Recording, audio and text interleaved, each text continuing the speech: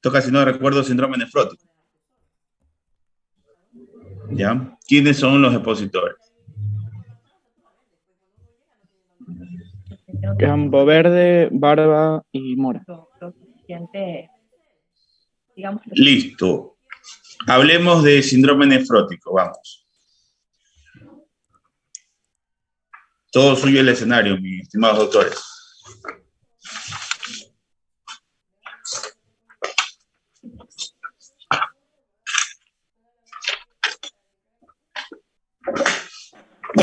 Buenas tardes, doctor y compañeros. Vamos a hablarles sobre el síndrome nefrótico. Siguiente, por favor.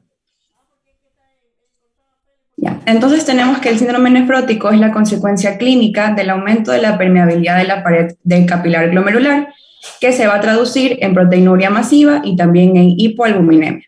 El resto de las alteraciones que se describen en el síndrome nefrótico, tales cuales los grados variables de edema, también hiperlipidemia y lipiduria, van a ser consecuencia directa de la proteinuria masiva.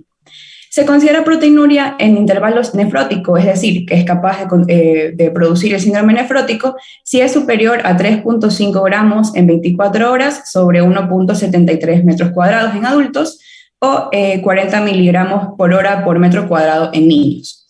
Las manifestaciones clínicas pueden no aparecer con cifras superiores a las que mencioné, o bien pueden ser muy evidentes si es que hay cifras inferiores. En cuanto a la etiología, es una respuesta glomerular homogénea a estímulos muy heterógenos. Cualquier enfermedad glomerular, ya sea primaria o secundaria, puede producir síndrome nefrótico en algún momento de su evolución. Es bastante extensa la lista. Entre las primarias tenemos nefropatía membranosa por cambios mínimos o focal, y entre las enfermedades secundarias está la sarcoidosis, también la vasculitis sistémica, diabetes, hipotiroidismo, e inclusive causadas por fármacos como los AINES, warfarina, litio, heroínas, entre otros. El principal síndrome es por el cual se van a realizar biopsias renales. En los adultos, la causa más frecuente es una forma secundaria llamada la nefropatía diabética, que no suele ser biopsiada, ya que el contexto clínico suele ser más que suficiente para establecer un diagnóstico. Y en los niños lo son por nefropatía de cambios mínimos. Siguiente.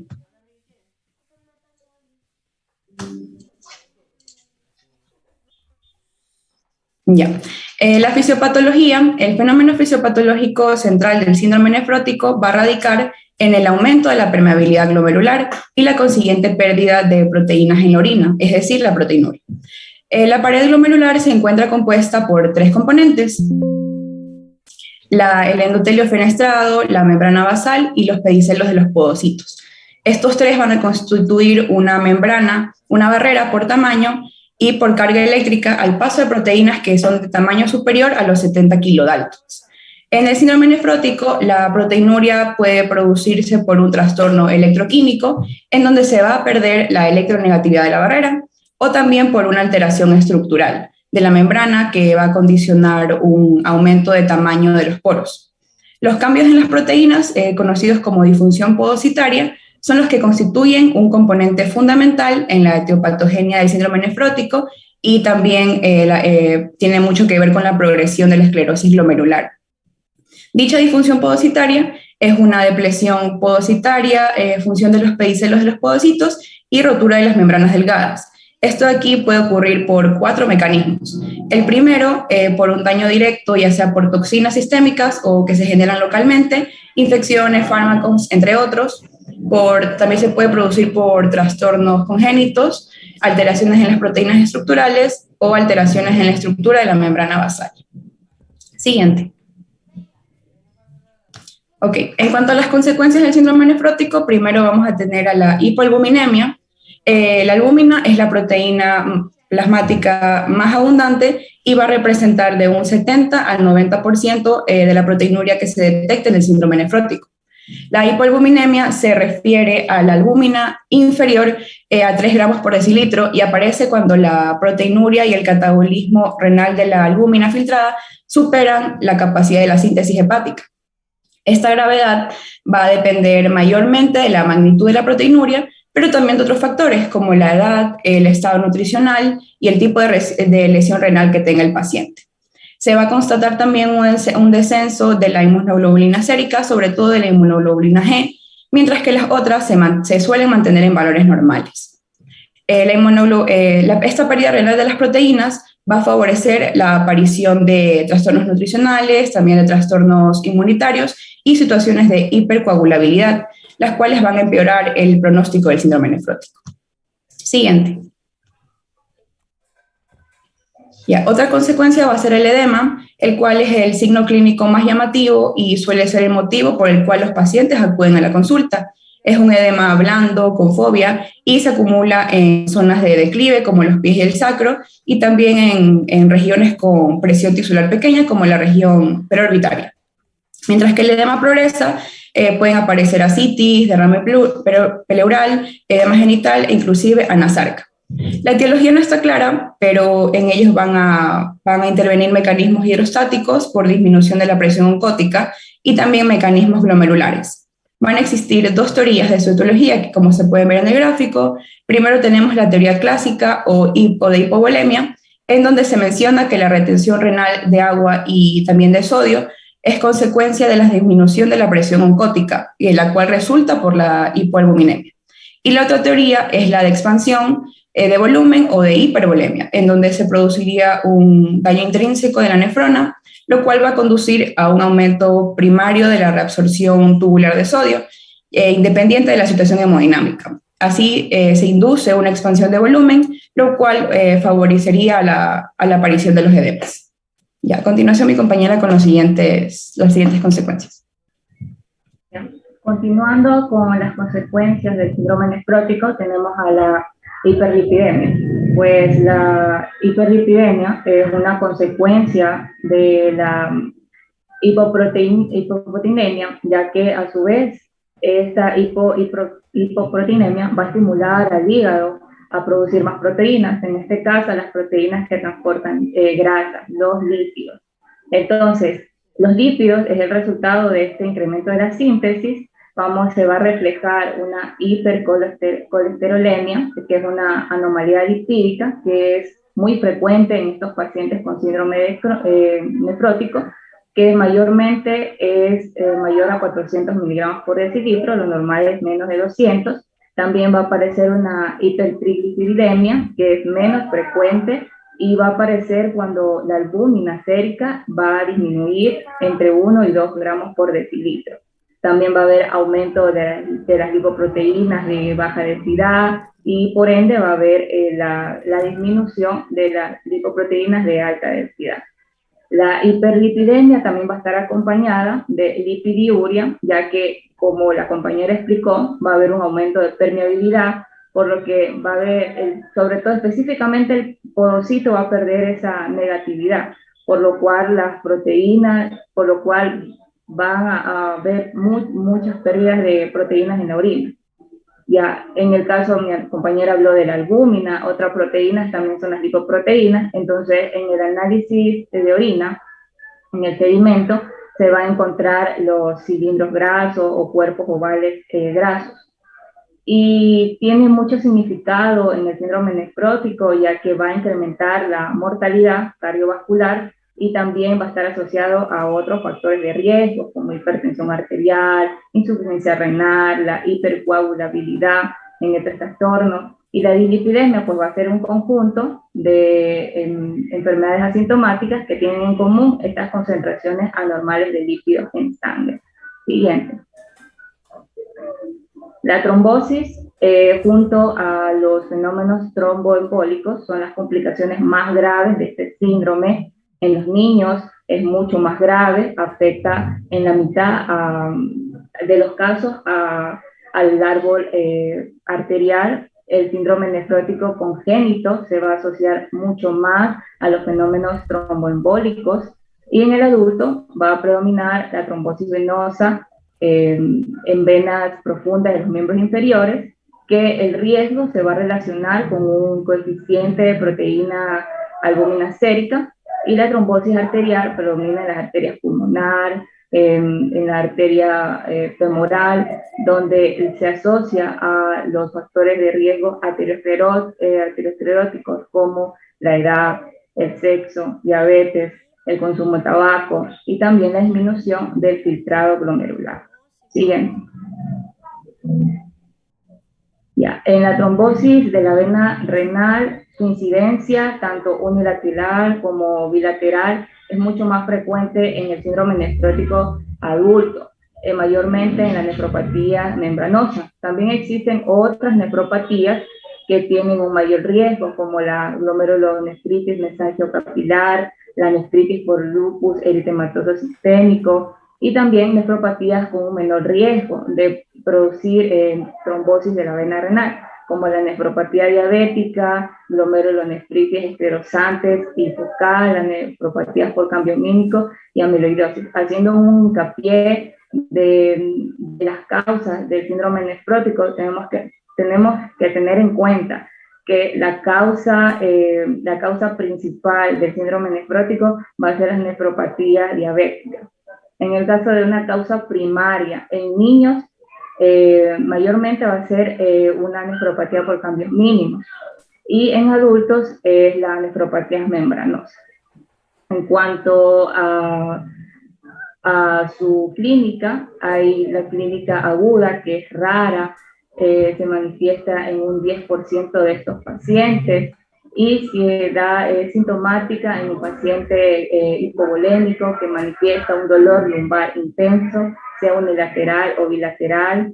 Va a haber hematuria macroscópica, elevación de la lactato deshidrogenasa, va a haber insuficiencia renal aguda, modificaciones de la proteína y también va a haber aumento.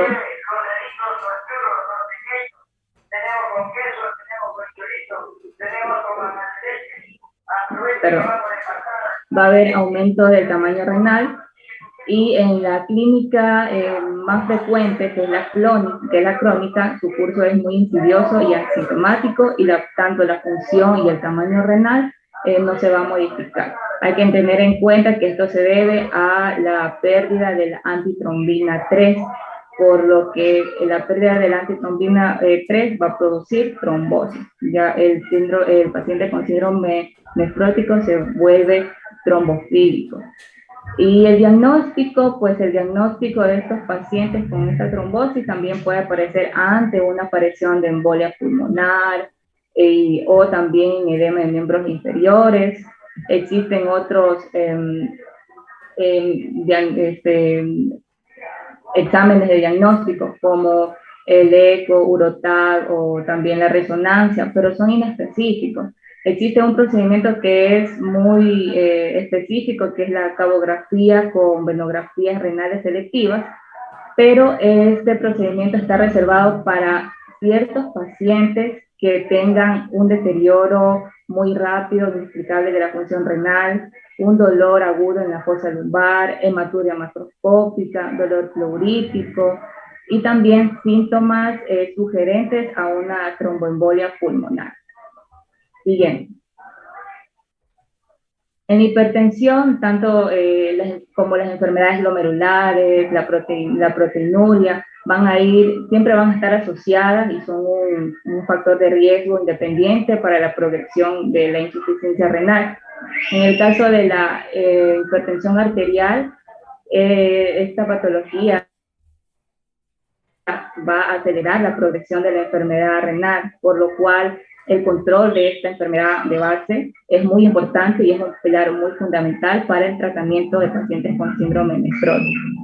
La insuficiencia renal aguda, más del 30% de los pacientes con síndrome nefrótico pueden tener un moderado deterioro de la función renal, y por el cual también puede empeorar su pronóstico. En el caso de pacientes con una edad avanzada, tratados con diuréticos, o pacientes que en sus pruebas histológicas son compatibles a un síndrome nefrótico por cambios mínimos.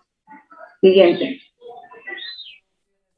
Hay mecanismos que intervienen, como la hipovolemia, en una situación de una hipoalbuminemia grave, otras diuréticos intensos. En el niño con síndrome nefrótico, la hipovolemia y también la hipoperfusión renal va a precipitar un cuadro infeccioso. que es la peritonitis bacteriana espontánea. En el edema intrarrenal va a haber una intensa extravasación de líquido en el espacio intersticial, por lo que provoca un aumento en la presión tubular y descenso en el filtrado glomerular.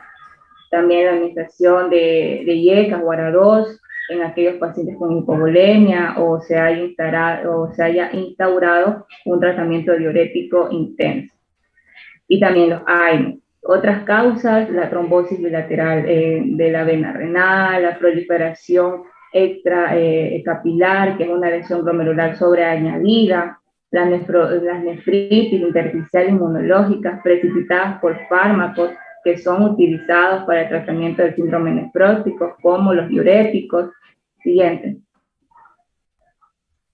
En las infecciones, pues se debe a una disminución de las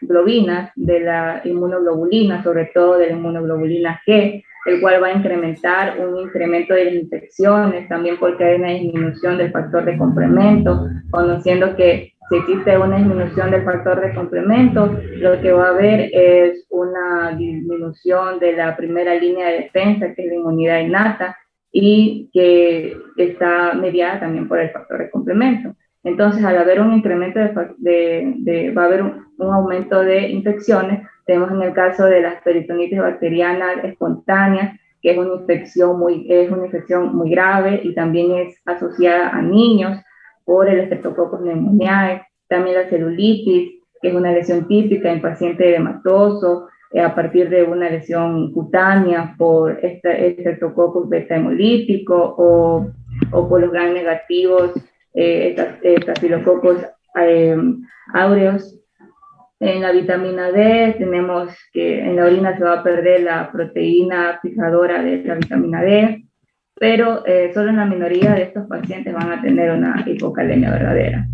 También va a haber déficit de la eritroproyectina, por el cual va a favorecer la aparición de la anemia sintomática. Lo mismo en la transferrina, va a traducir a una anemia ferropénica. Siguiente.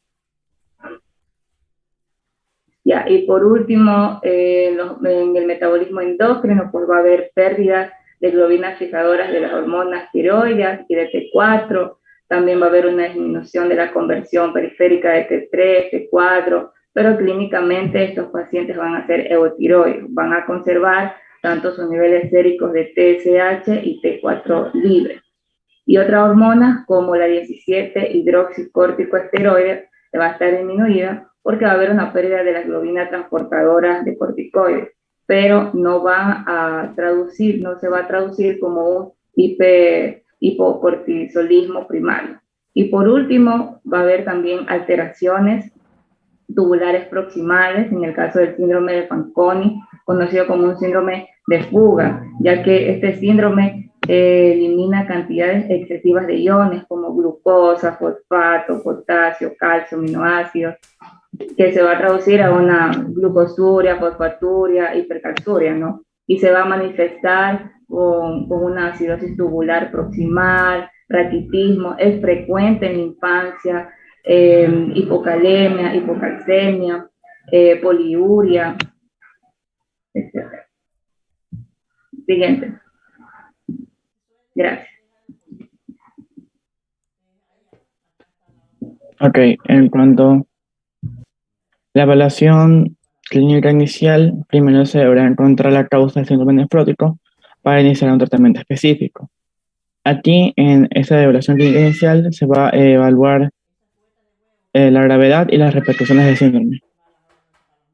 Una historia clínica de exploración física cuidadosa van a permitir orientar a un diagnóstico etiológico. Entonces aquí vamos a comenzar con la anamnesis, con la exploración física. En la anamnesis vamos a encontrar los antecedentes, signos y síntomas de enfermedades sistémicas, como son el lupus eritematoso sistémico, la vasculitis, la amiloidosis y la diabetes. También se va a interrogar acerca de antecedentes de enfermedades infecciosas, como son la infección faríngea causada por el VHS o también por VIH.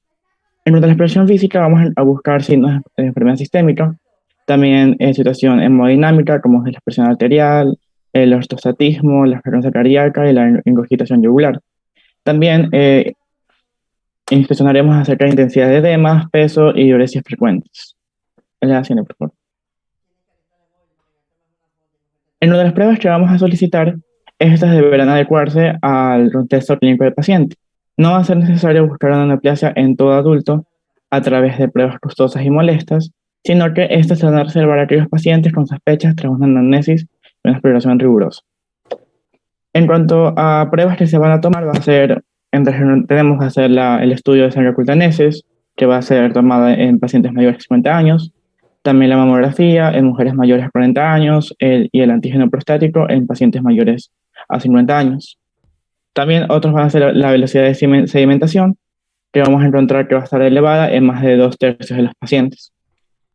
El principal causante de eso va a ser el fibrinógeno y otras proteínas plasmáticas. Como les dije, la biopsia renal va a estar indicada cuando no se ha descubierto la causa. En cuanto a estas pruebas que podemos encontrar, la primera va a ser la función renal, en la que buscaremos el creatinina sérica y filtrado glomerular estimado mediante ecuaciones. También puntualmente el aclaramiento de creatinina. En cuanto al suero, la glucosa, urea, iones, proteínas totales, albúmina, colesterol y triglicéridos, así como también transaminases. En cuanto a orina, vamos a buscar proteinuria de 24 horas en al menos 2 determinaciones. También el seguimiento en muchos casos puede hacerse con muestras simples de orina, de iones y coeficiente de proteinuria y creatinuria. Y por último, un sedimento urinario. Entre pruebas serológicas específicas que podemos pedir van a ser expresiones de C3 y C4 complemento, anticuerpos antinucleares, proteinograma, también serología frente a sífilis, entre otros. Y por último, la técnica de imagen que va a ser ecografía renal. La siguiente, por favor. En cuanto al tratamiento general del síndrome nefrótico, primero el tratamiento del edema, este no va a tener una especial trascendencia clínica, porque su objetivo de tratamiento va a ser reducirlo a un nivel tolerable. Esto se va a lograr mediante medidas higienodietéticas y también medidas posturales. En las medidas dietéticas vamos a encontrar que se deberá pedir una restricción de sal de 2 a 4 gramos diarios, y en periodos en la sacra se va a restringir ingesta de líquidos parcialmente, no superando la diuresis. En cuanto a las medidas posturales, vamos a pedir un descanso prolongado en el cúbito supino o sedestación con las piernas levantadas en pacientes con ASARC, ya que esto va a disminuir la presión hidrostática en los miembros inferiores. La siguiente, por favor. En cuanto a los diuréticos, encontramos que los diuréticos de ASA, sus dosis van a ser superiores, como con la furosemida o la turosemida, que va a ser de 15 a 50 miligramos por vía oral, y estos se deberán administrar con una mayor frecuencia de 2 a 4 veces al día, debido a la respuesta natriurética inferior. Esta respuesta natriurética inferior se va a deber a un aumento de volumen de distribución, ya que en una hiperbulinemia la fracción del diurético que se distribuye al espacio extravascular aumenta, creando menos fármaco para ser secretado a la luz tubular renal. También por la disminución de la respuesta interluminal del diurético al fijarse la albúmina filtrada e inactivarse, también por aumento de la resolución de sodio en segmentos tubulares distales y por último por insuficiencia renal y secreción tubular disminuida. En estos casos también se debe suspender la fenitoína, los AINES y la probenicida en caso de respuesta diurética inadecuada. En cuanto a las tiocidas y los diuréticos distales, van a proveer un mayor efecto diurético con efectos sinérgicos inesperados, por lo que su uso se va a reservar para medios hospitalarios o con control ambulatorio. Estos deben utilizarse con precaución en casos con signos de descenso del volumen circulante eficaz, ya que pueden agravar la hipovolemia y el riesgo de hipotensión sintomática e insuficiencia renal aguda. En cuanto a la hipoproteinemia, en esta se va a recomendar a los enfermos con función renal normal una ingesta de 0,8 a 1 gramo por kilogramo por día de proteínas de alto valor biológico, acompañado de una dieta normoproteica, así como una ingesta calórica elevada. Cuando a esta se le acompaña una insuficiencia renal, se va a recomendar la restricción moderada de proteínas con suplementos de aminoácidos. En el caso de los IECA y los ARA2, estos van a ayudar a disminuyendo la proteinuria, y su acción se va a potenciar con dieta pobre en sal y con asociación a diuréticos. La siguiente. En cuanto al tratamiento de la hiperlipidemia, un tratamiento farmacológico en mayoría de pacientes con el objetivo de conseguir un colesterol unido a LDL inferior a 100 miligramos por decilitro. La terapia de elección va a ser una monoterapia de estatinas, ya que los fibratos mejorarán de forma importante los triglicéridos, y también su asociación con ezetimiba va a permitir mejorar el control de la hiperlipidemia y ha demostrado su eficacia en términos de mortalidad. En cuanto al tratamiento de complicaciones trombóticas, el tratamiento de elección va a ser de heparina sódica o de bajo peso molecular, seguida de anticoagulación prolongada empíricamente de 3 a 6 meses. Luego de esto se va a mantener una anticoagulación hasta que el síndrome remita. También se recomienda una profilaxis en situaciones de alto riesgo tromboembólico. Y el tratamiento de las complicaciones infecciosas va a ser un tratamiento que se debe realizar de forma precoz e intensiva, y solo en caso de niños se va a recomendar una profilaxis, ya que en adultos no funcionaría. La siguiente, por favor. Y ya por último, en cuanto a un resumen súper corto del síndrome nefrótico, este se da en respuesta glomerular de múltiples causas y que se traduce en proteinuria masiva e hipobulinemia como consecuencia del aumento de la permeabilidad de la pared capilar glomerular. Las principales consecuencias van a ser edemas generalizados, hiperlipidemia, trombosis, así como también de hipertensión arterial e insuficiencia renal aguda. El objetivo de la evaluación clínica va a ser filiar la causa y también se estimar la gravedad, así como sus repercusiones clínicas. La anamnesis, la exploración física y los pruebas diagnósticos van a orientar hacia un diagnóstico etiológico adecuado. Y el tratamiento va a ser un tratamiento general independientemente de su causa. Muchas gracias.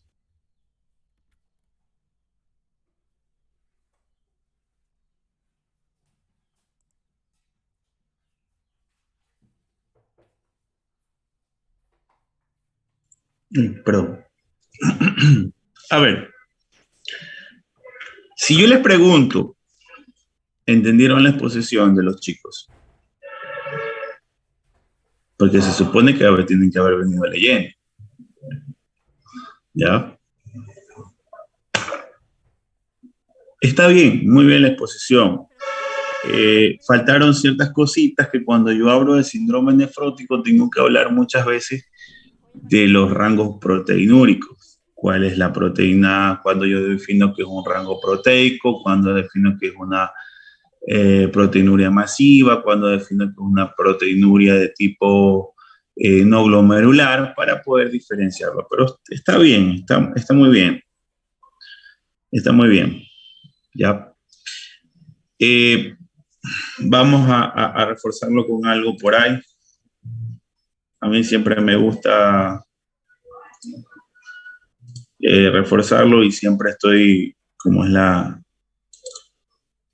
en esto, me gusta que ustedes lo entiendan bien.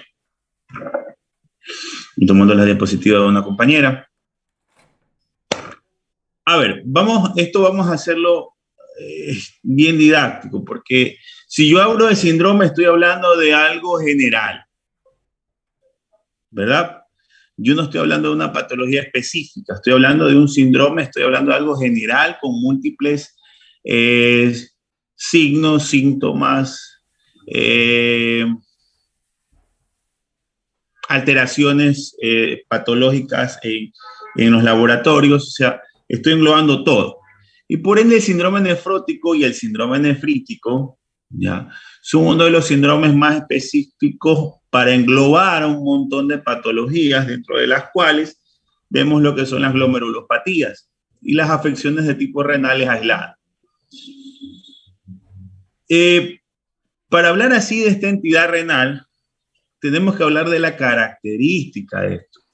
Y quiero que esto a ustedes les quede claro. La característica es, primero, cuando yo hago la evaluación clínica del paciente, es un edema. El paciente me va a llegar en una anasarca, como ven en la gráfica. ¿Ya? Va a llegar en un edema, porque no sé si tiene con proteinuria, no sé si viene hipoalbuminémico, no sé si viene hiperlipidémico, no lo sé. Solo sé que el paciente viene hinchado con una anasarca, porque sí saben lo que es anasarca, ¿verdad? ¿O no? Pregunto. Sí, edema generalizado. Edema generalizado. Un edema generalizado, muy bien. Entonces el paciente llega a un edema generalizado o puede que llegue con un edema sencillamente de miembros inferiores y de la cara, como puede ocurrir en el caso de los infantes, como en Ana Zarca, ¿no? Entonces cuando yo ya valoro a este paciente, veo que tiene, puede ser 2 cruces, 3 cruces, 4 cruces de edema. Es un edema característico, blando, depresible, no acartonado, ¿ya? Y cuando hago los exámenes, la característica es que el paciente tiene proteínas en la orina.